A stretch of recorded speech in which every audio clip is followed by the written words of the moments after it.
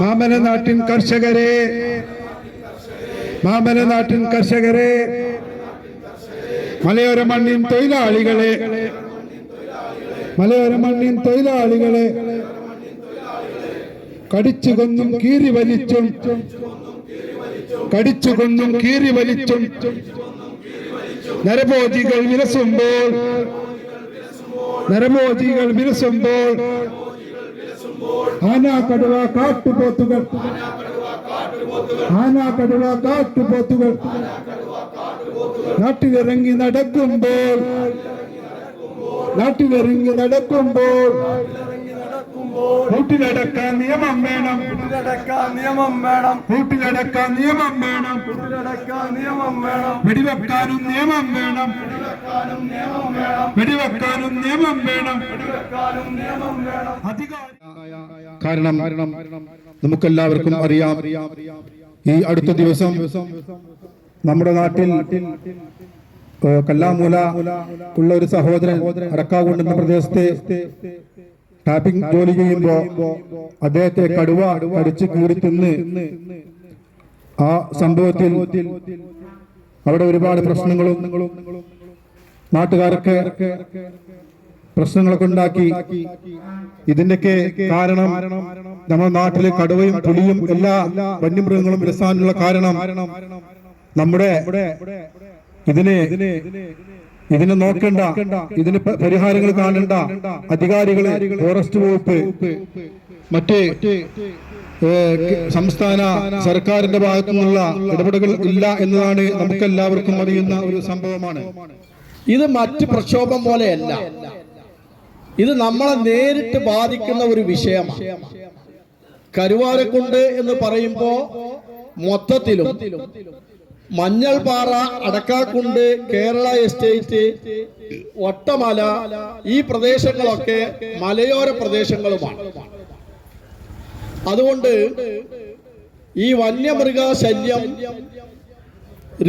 രൂക്ഷമായിക്കൊണ്ടിരിക്കുന്ന ഒരു കാലഘട്ടത്തിലാണ് നമ്മൾ ഉള്ളത്.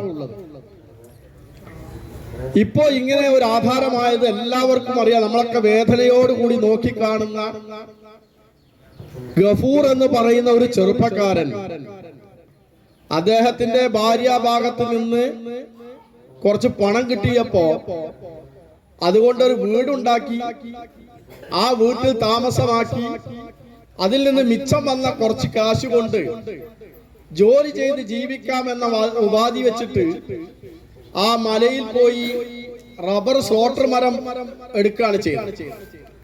അത് തെളിയിക്കാൻ വേണ്ടി പോയപ്പോ ഉപജീവന മാർഗം തേടി പോവാണ്. രാത്രി 3 മണിക്ക് ശേഷം എണീറ്റ് ജോലി ചെയ്യാൻ പോവാണ്. ജോലി എന്നുള്ളത് വളരെ അഭിമാനകരമായ ഒരു സംഗതിയാണ്.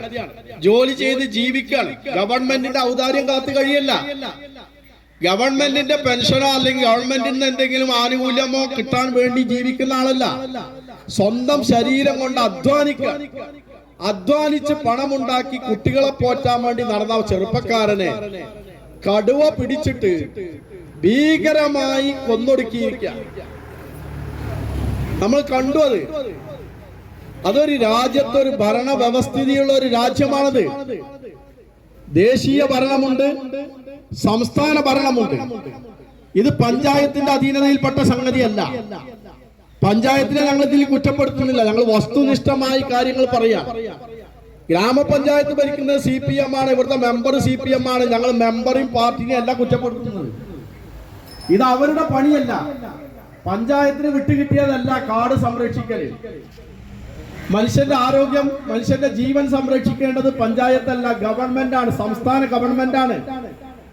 സംസ്ഥാന ഗവൺമെന്റിന്റെ പണിയാണ് മനുഷ്യന്റെ ജീവനും സ്വത്തിനും സംരക്ഷണം നൽകുക എന്നുള്ളത്. അധികാരമേൽക്കുമ്പോ പിണറായി ആയാലും നയനാരായാലും ഉമ്മൻചാണ്ടി ആയാലും ആരാണെങ്കിലും കുഞ്ഞാലിക്കുട്ടി സാഹിബ് ആണെങ്കിലും അധികാരമേൽക്കുമ്പോ നമ്മൾ പറയുന്ന ഒരു സത്യപ്രതിജ്ഞയുണ്ട്. അതിൽ പറയുന്നത് കേരളത്തിലെ ജനങ്ങളെ ജീവനും സ്വത്തിനും സംരക്ഷണം നൽകാൻ ഞാൻ പ്രത്യേകം മമതയോ വിദ്വേഷമോ കൂടാതെ ഭരണം ഏറ്റെടുക്കുന്നു എന്നാണ് അതിന്റെ മായന.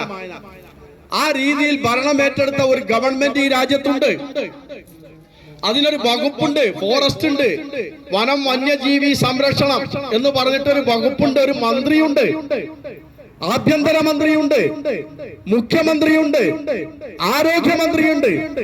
8-9 കൊല്ലക്കാലമായി എന്താണ് വനവകുപ്പ് മന്ത്രിയുടെ ജോലി എന്ന് കരുവാരക്കുണ്ടുകാർ ശരിക്കും മനസ്സിലാക്കിയ ഒരു പ്രദേശമാണ് കരുവാരക്കുണ്ട്. കാരണം ഈ പ്രദേശത്തെ പ്രവർത്തനം കൊണ്ട് നേരിട്ടറിയുന്ന ആര്യാടൻ മുഹമ്മദ് വനവകുപ്പ് മന്ത്രിയായപ്പോ കരുവാരക്കുണ്ടിലും കേരളയിലും അതുപോലെ നിലമ്പൂരിലുമൊക്കെ വനമേഖലയിൽ വലിയ വികസനം നടത്തിയിട്ടുള്ള മന്ത്രിയാണ് ആര്യാടൻ മുഹമ്മദ് എന്ന് നമുക്കറിയാം. എന്നാൽ ഈ ശശീന്ദ്രൻ വെറും നോക്കുകുത്തിയായി സ്റ്റേറ്റ് കാറിൽ നടക്കുന്ന ഒരു മന്ത്രി, ജോലിയില്ലാത്ത, പണിയില്ലാത്ത, ഉത്തരവാദിത്തമില്ലാത്ത ഒരു മന്ത്രിയാണ് എന്ന കാര്യത്തിൽ ആർക്കും സംശയമില്ല.